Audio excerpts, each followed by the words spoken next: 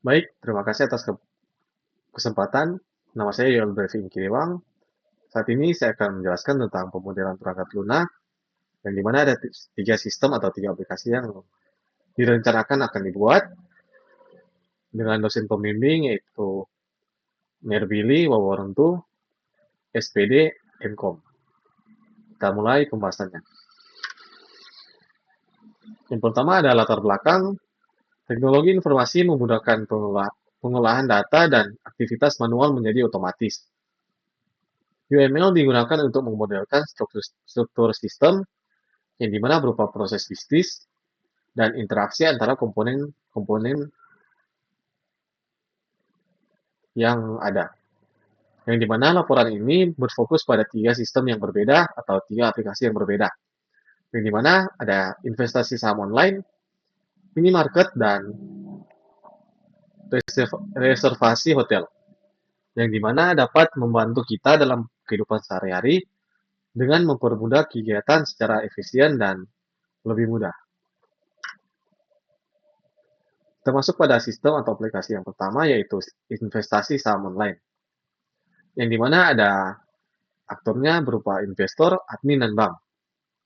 Investor berupa contohnya saya atau kita yang akan membeli saham. Yang dimana ada admin atau pengelola saham itu dan juga bank. Nah, bank ini digunakan jika kita ingin membeli saham, kita harus mendepositkan dari bank ke admin dalam berupa aplikasi. Nah, yang dimana fungsi utamanya yaitu registrasi akun dan login merupakan um, faktor utama dalam sistem ini. Yang selanjutnya melihat daftar saham, kita bisa melihat atau kita bisa memantau daftar apa yang kita inginkan. Selanjutnya yaitu membeli dan menjual saham. Di mana sistem ini bisa membuat kita membeli dan menjual saham lewat investor dan admin. Yang selanjutnya portofolio dan transaksi dana. Yang dimana kita bisa melihat portofolio saham kita, yaitu misalkan kita mempunyai saham A dan B, dan transaksi apa yang kita lakukan, misalkan pada hari ini, hari esok, dan seterusnya. Kita lanjut sistem yang kedua, yaitu pembelanjaan minimarket. Nah, yang dimana ada kasir, admin, dan pelanggan.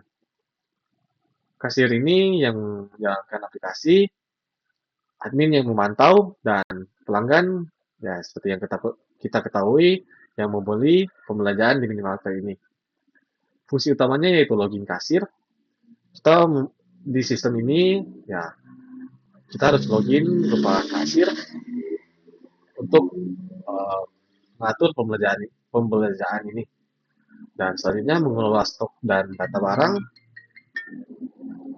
yang dimana kita mengelola stok dan data barang lewat kasir dan admin. Dan yang ketiga, transaksi dan penjualan saham. Maaf, transaksi dan penjualan di pembelanjaan minimarket ini dan cetak struk tentunya. Transaksi ini berupa kasir dan pelanggan. Jika pelanggan ingin membeli, transaksi itu dilakukan. Dan setelah itu, seperti yang kita ketahui, mencetak struk. Selanjutnya, laporan penjualan. Nah, yang dimana setiap hari atau setiap minggu, tentunya ada laporan penjualan yang kita masukkan kepada bos atau admin atau yang lainnya. Nah, ini yang dari kasir ke admin. Agar pembelanjaan kita terstruktur dan tertata dengan rapi, kita harus melaporkan penjualan kita setiap waktu. Selanjutnya, sistem reservasi hotel.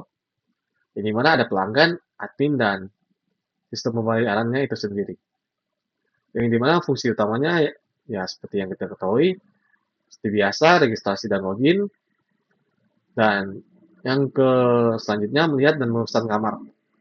Misalkan pelanggan mau satu kamar dan admin atau kasir melihat, nah admin saja untuk melihat dan memesan kamar, misalkan di kamar Hmm, Lantai 3 di kamar nomor 17 dia akan memesan lewat sistem ini.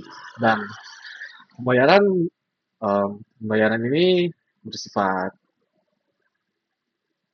em, bebas, bisa melalui online dan bisa melalui offline di tempat itu sendiri. Dan selanjutnya, kelola data dan data kamar dan reservasi. Misalkan kamar itu telah ditempati, otomatis kamar itu tidak bisa dipesan lagi dan atau kamar itu telah direservasi. Nah, saya mempunyai perbandingan di antara tiga sistem ini. Yang pertama, sistem investasi saham berupa aktor utama, investor, admin, dan bank.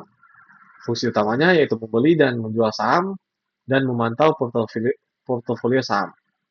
Tujuannya memonitoring investasi secara berkala dan terus-menerus jika kita menginginkannya. Selanjutnya, kita mempunyai sistem pembelanjaan minimarket, yang dimana ada kasir, admin, dan pelanggan. Transaksi stok barang menjadi fungsi utama dalam sistem ini. Dan tujuan yaitu efisiensi penjualan agar tetap um, terefisiensi atau terjalankan dengan baik dan benar. Yang selanjutnya yaitu sistem reservasi hotel, yang dimana ada pelanggan, admin, dan sistem pembayarannya itu sendiri. Yang dimana kita sebagai pelanggan akan membooking kamar dan sistem pembayarannya berupa online atau offline dengan fungsi utamanya itu. Dengan tujuan memudahkan reservasi em, seperti bisa di mana saja dengan online dapat memudahkan reservasi ini. Kesimpulan yang saya dapat dari tiga sistem ini yaitu UMM membantu pemodelan sistem secara visual dan mempermudah pengembangan dalam memahami alur, struktur, serta interaksi antara komponen. Ketiga sistem ini yang ketiga sistem yang dirancang untuk menunjukkan bahwa UML dapat diterapkan pada berbagai jenis sistem informasi, sehingga proses pengembangan menjadi lebih struktur, sistematis, dan lebih baik untuk kita pakai dalam kehidupan kita sehari-hari.